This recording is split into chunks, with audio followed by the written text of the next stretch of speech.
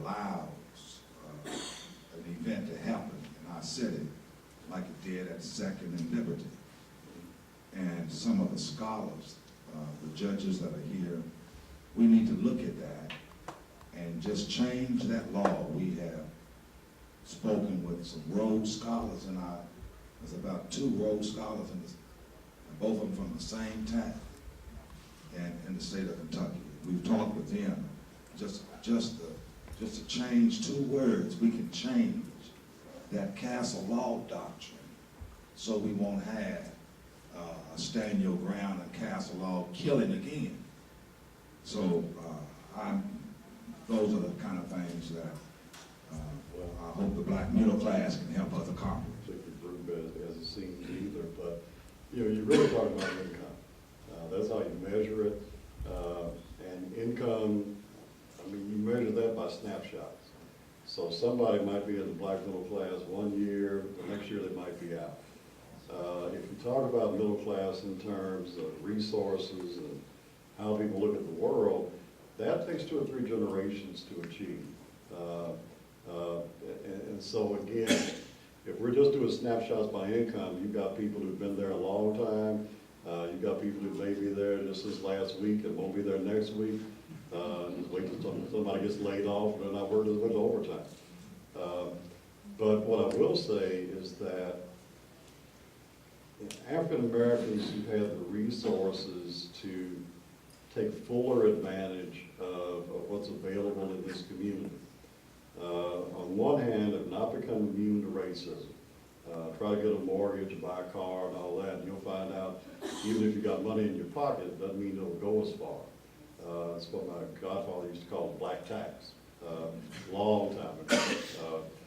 But the sense of there being one sort of monolithic black America, if you read Disintegration by Gene Robinson, for example, that has weakened certainly in the past 30 or 40 years. People are willing to fight a lot harder for something if they feel that they are immediately connected to it, that they will benefit from it or suffer from what happens. A lot of folks don't feel that way anymore. When we were dealing with slavery, it was pretty easy to sell that. You know, no matter how many people talk about what black folks loved about slavery, you certainly didn't find anybody banging on the doors to get back in. You talk about segregation, that affected all African Americans at the same time. We may have disagreed about what the world looked like when segregation was gone. You might have gone, bought into Martin Luther King, or somebody else might have bought into Malcolm X. But you didn't find many African Americans who said segregation is so good, we just don't want to leave. We've kind of tried to rewrite that history a little bit in more recent years, but if you go back to the 40s and 50s, you had a tremendous consensus among black Americans that segregation had to go. And anyone who experienced the Great Depression knew exactly why it had to go. But our memories get bad as time goes by.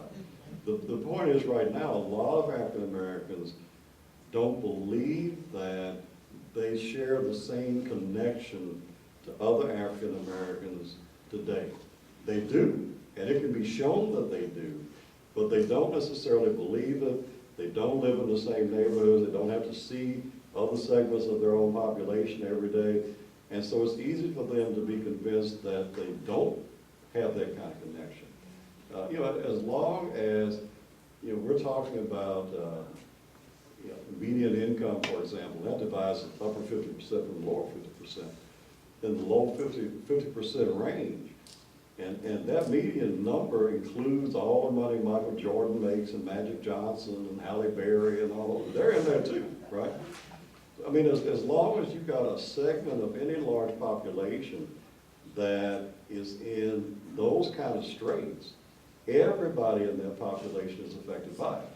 Now, maybe it takes a different way of looking at things to see that.